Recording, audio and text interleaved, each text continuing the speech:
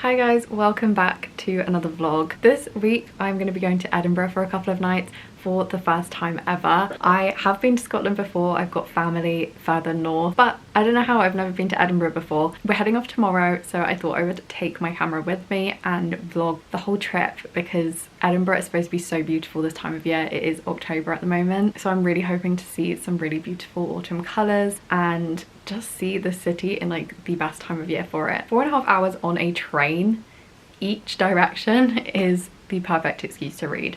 So I need to take a couple of really good books. A no-brainer for me to take will be Clown in a Cornfield by Adam Caesar. This is the book that I am currently reading. I am over 50 pages in. That leaves loads of pages for me to read on the train. This teenage girl Quinn moves to Kettle Springs, where a year earlier there was like this tragic death of one of the teenagers there, and this sparked like a huge town feud between the adults and the teenagers. I haven't actually got to this part, but shortly after Quinn arrives at the town, a serial killer that looks like a clown pops up. This is just a really fun YA spooky read, perfect for the weeks leading up to Halloween. So yeah, I am absolutely going to take this, and apologies to anyone on the train that sees me with this book and is kind of scared of clowns because that is horrifying. Definitely taking that book, but I kind of want to pick another book just so I have options in case I finish that one before the train journey back and I'm left without a book. That would be worst nightmare territory. So yeah, I really need to pick a book, but I guess I will let you know what I pick later because I'm not going to be able to choose on the spot right now. I have no idea what I want to read. I also haven't vlogged in so long. Just to be completely transparent, I've been going through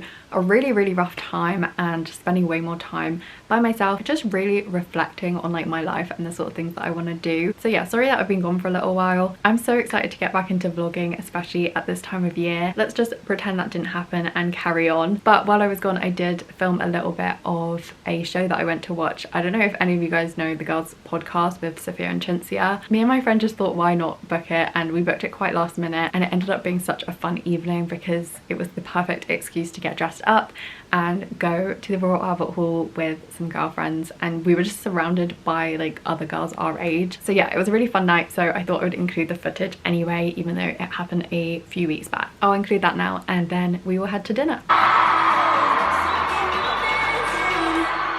Baby.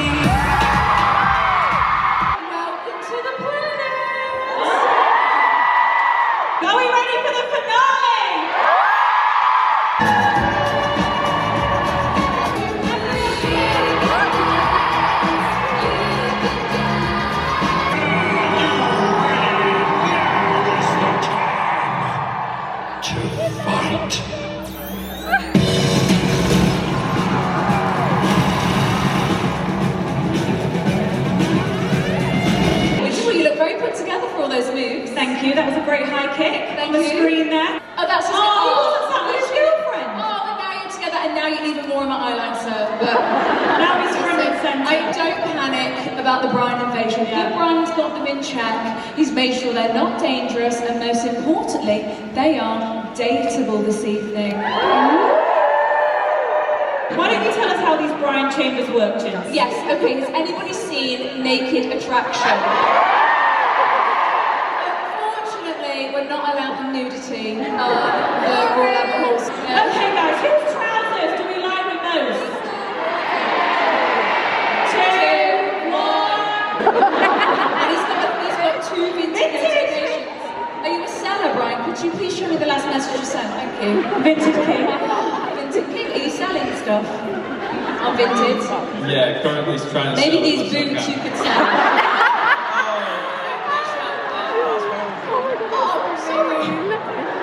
So mean. Sorry, that was me.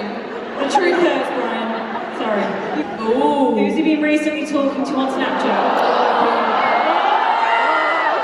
Who is Inez? Who is paedophile Davy? Who is Evie? Joanna? Lauren? What?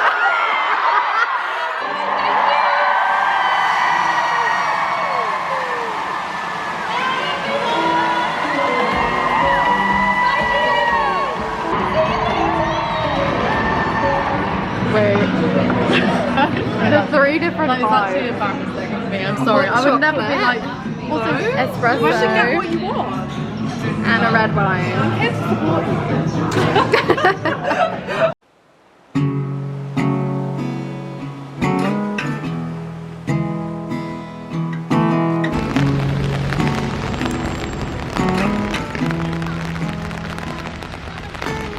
Okay, so the 4.5-hour train journey was pretty painless actually. I thought it would be harder, but I did not read a single page of my book. And I just stared out the window the whole time because it was really beautiful and foggy. But yeah, now we're in, I think, what's called the Prince's Gardens. And we're just walking towards our hotel to drop our bags.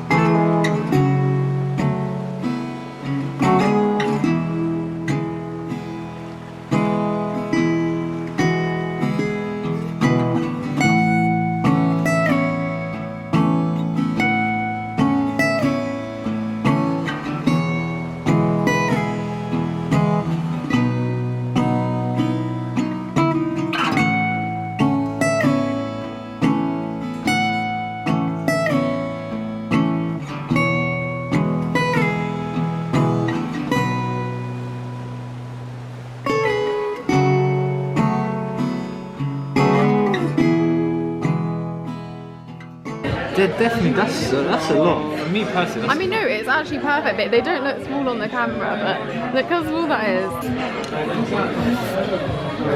Oh, it tastes like apple. yeah, that's what I like.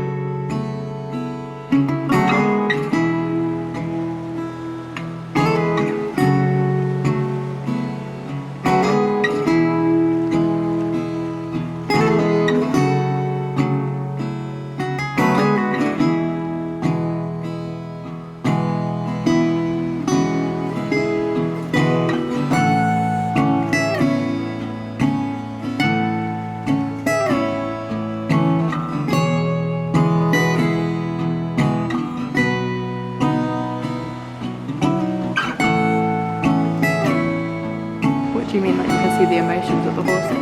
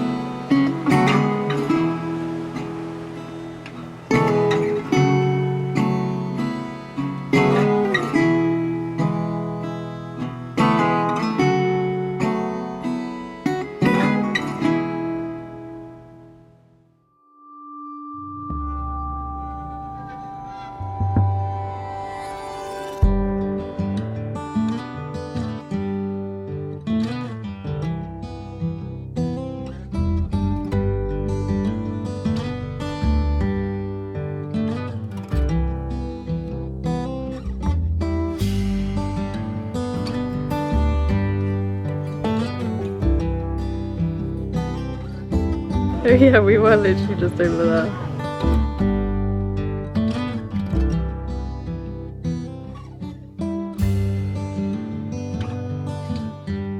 I don't know how much power these things have. Exactly, like, look at that, yeah? You think that's reaching the sea? That's gonna fall into the land before it reaches the sea. Yeah, I guess it's just for approaching enemies when there was none of these buildings. Yeah, there's no, it's not like a sniper.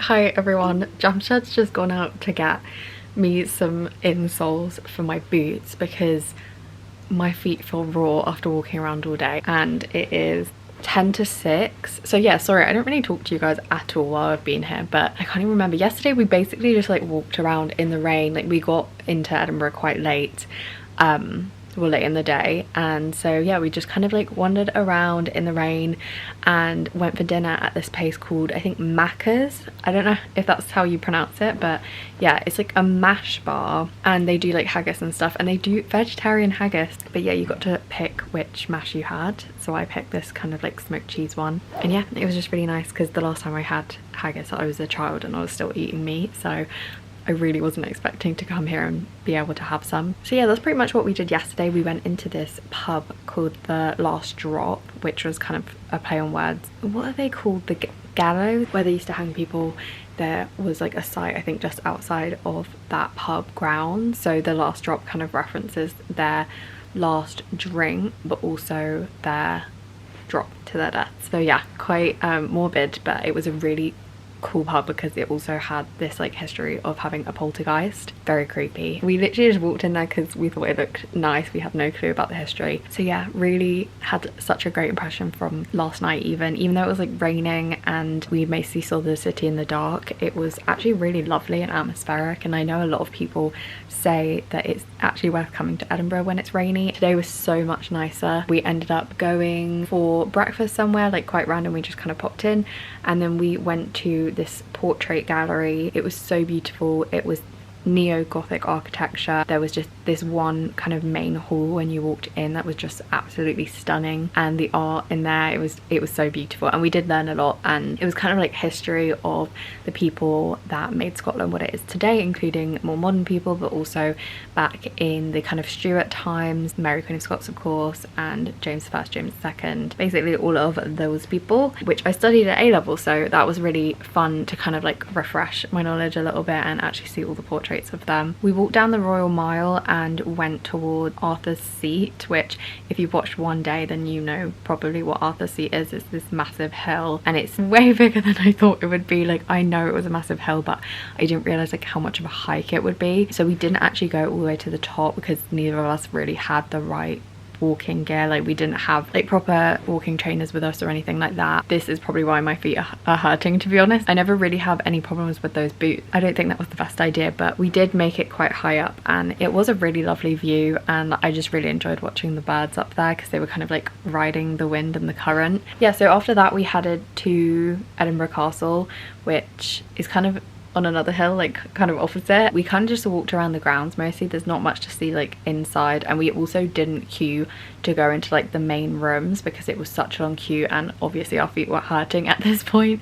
So we just went in as much as we could and kind of like walked around and just enjoyed the architecture, to be honest. Like, it was really, really beautiful. Wait, that is the castle right there. I just realized we've got this like panoramic photograph behind the bed. We've booked to go to dinner at Howie's, I think it's called. I don't know what the food's gonna be like, but hopefully it's really nice. It's come highly recommended. I mean, we didn't really plan this trip, like, as you know, it was pretty spontaneous, so we've kind of just been seeing how we feel as we go, and it's worked out really well, apart from we probably walked a bit more than we would have if we'd like planned it out better. But it is such a nice city to walk in. Like, there is so much to see, and like every single side street you look down there's like a view of something, so no pain no gain, I guess. And next time I won't wear those shoes if I'm doing a city break. That's my little update. I guess we're gonna go to dinner tonight. Tomorrow I think we are going to explore Dean's Town or Dean's Village. I think it's just like a really nice town just with like a nice atmosphere, so we're gonna see that tomorrow morning.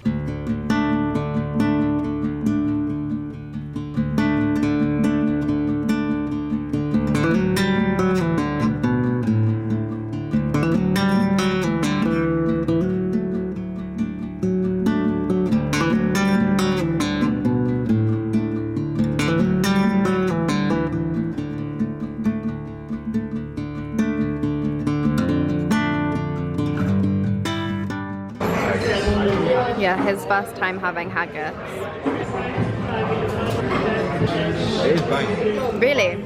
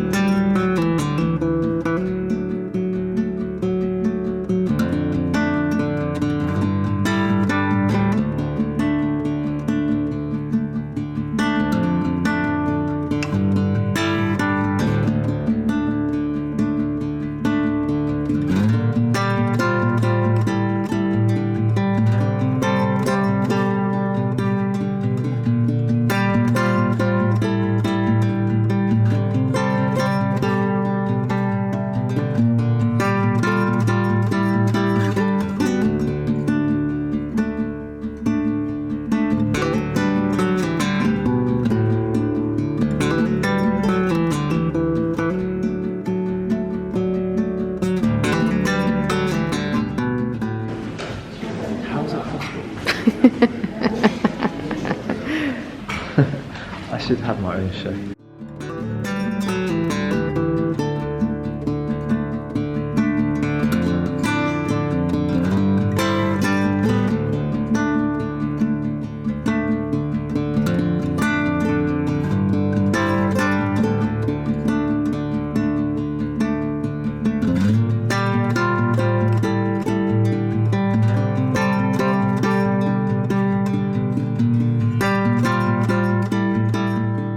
So we got breakfast and then we spent a little bit of time in another portrait gallery, another gallery, which was the best one yet. Now we're walking towards Dean Village, which is like a new area that we haven't been yet, and we're walking through this gorgeous park by the river, and I think the River Leak or something. We've got like 3 hours left until our train, so we're gonna explore this area and then go grab our bags before getting some lunch.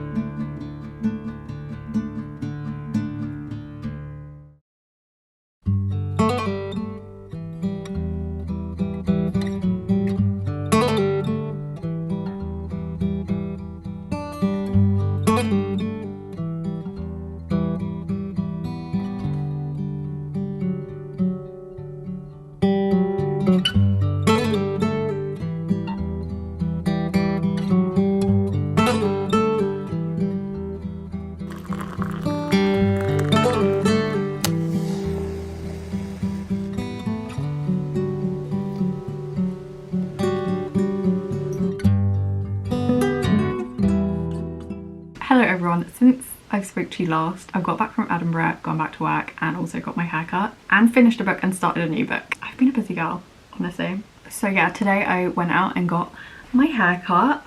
Obviously it's so much shorter than it was at the beginning of this vlog, or for the rest of this vlog. It just got so long. The last time I had it cut was in February, just before my birthday, and I got like a fringe and everything. This time my fringe is kind of growing out and I'm kind of happy about it. I just ended up getting like long layers. I am so obsessed. Like, I am so happy with how it turned out, so I don't think I'll regret it. I have not regretted cutting my hair in years. Like, every time I do it I feel like a new person. So happy. I just feel refreshed. Like, I feel like this is what I needed all along. A massive reason that I went away in the first place was because I just felt like I needed a reset. I hadn't been away from London in a long time, apart from to see my parents, but like I haven't been away from like a familiar place in such a long time. So yeah, going away was mostly just to get like a reset and go and explore a completely new place to me, and I was so excited for it because I have been through such a weird time recently. I've been through massive changes and ups and, well, not really many ups, but a lot of downs. So yeah, I just kind of wanted to get away and just have a really nice time and then get back and kind of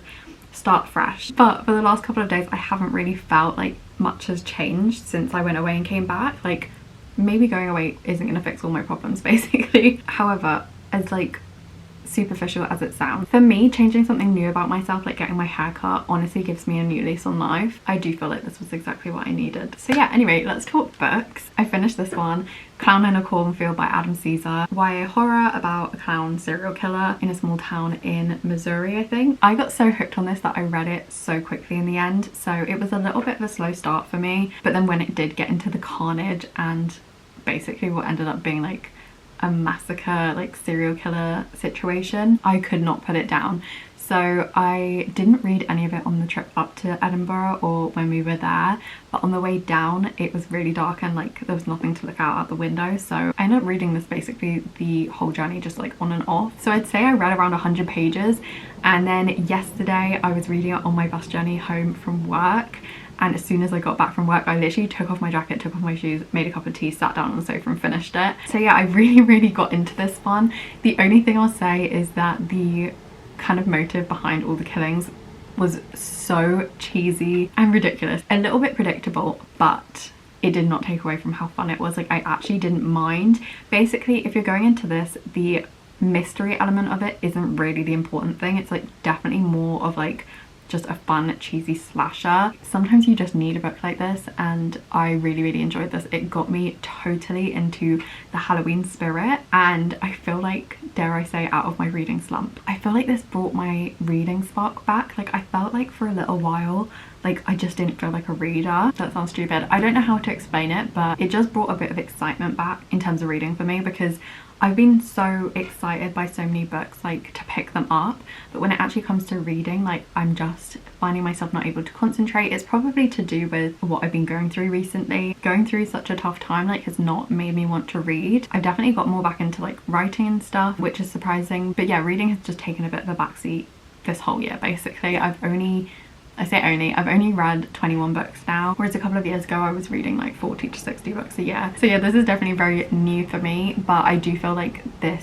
book was just what I needed, and I'm giving it 3.5 stars. It's not quite a 4-star for me, but like 7 out of 10, 100% like solid, fun read. I picked up 3 books while I was at work yesterday. So these are all proofs from publishers, and 2 of them were sent to me specifically. The other one I just saw on the shelf and like nobody else wanted it, so I just claimed it for myself because it looked so good. So let's talk about that one first, because I actually started it yesterday. Modern Divination by Isabel Agajanyan.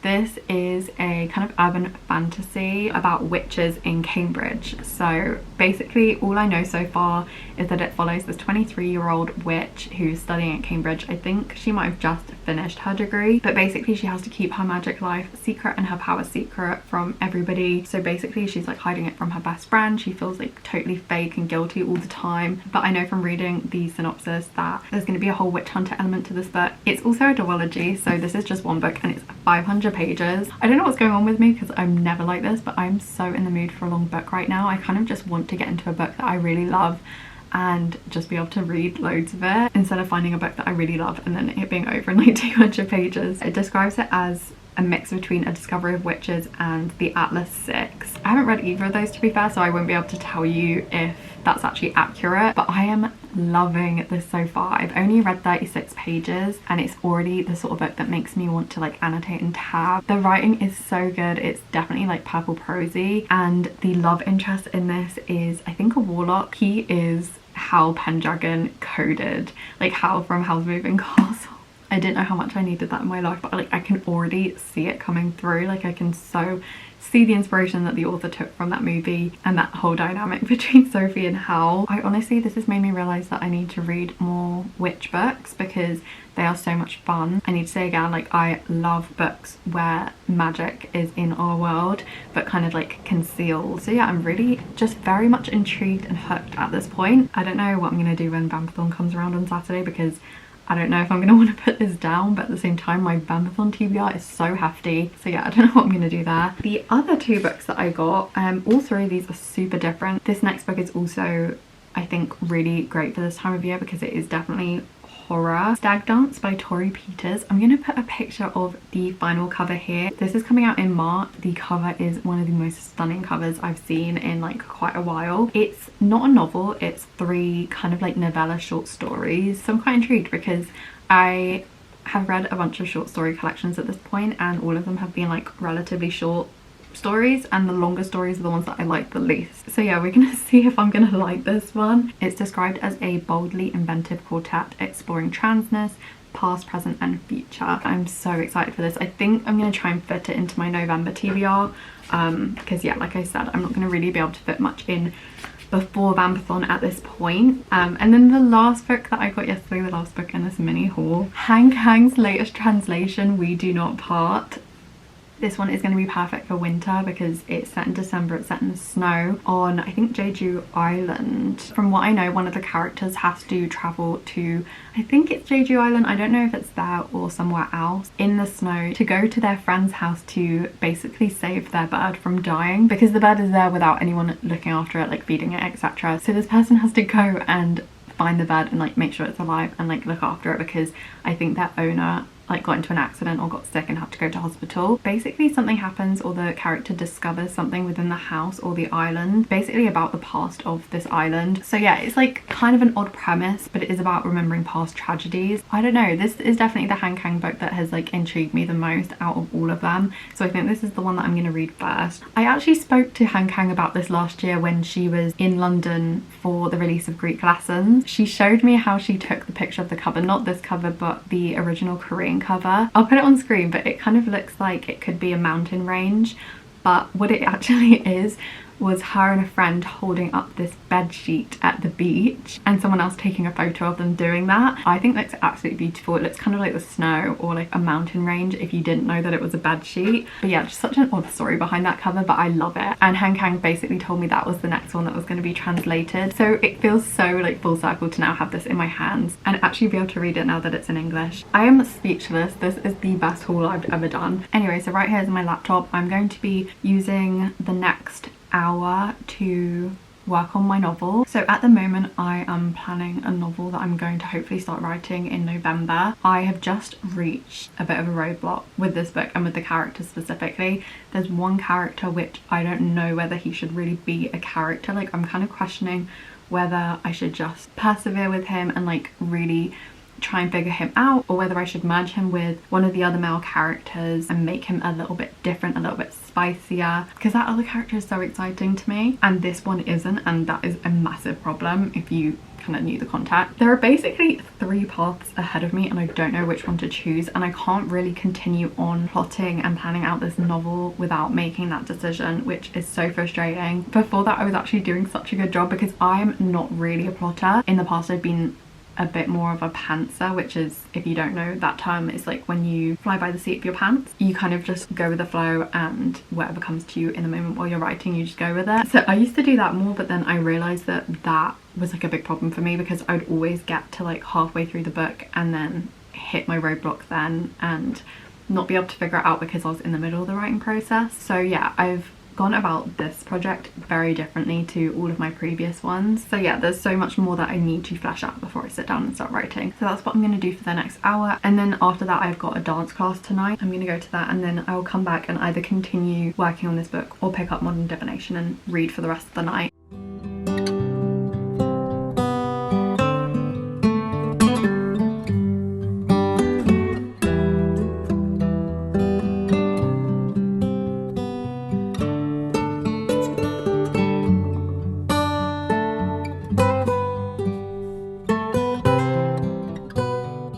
It's a couple of days later now. We are in the thick of Vampathon, so I am going to wrap up this vlog here. I did figure out what my issue was with plotting my novel and I'm so excited by what I decided for those characters. Like, I am so happy that this idea popped into my mind to do with those characters. So yeah, I will definitely update you guys with all of my writing stuff from November, but for now I'm going to be in full Halloween Vampathon mode. So yeah, the next couple of vlogs from me will be Vampathon vlogs, which I'm so excited about. But yeah, I hope you guys enjoyed this and I will catch you guys in the next one. Bye.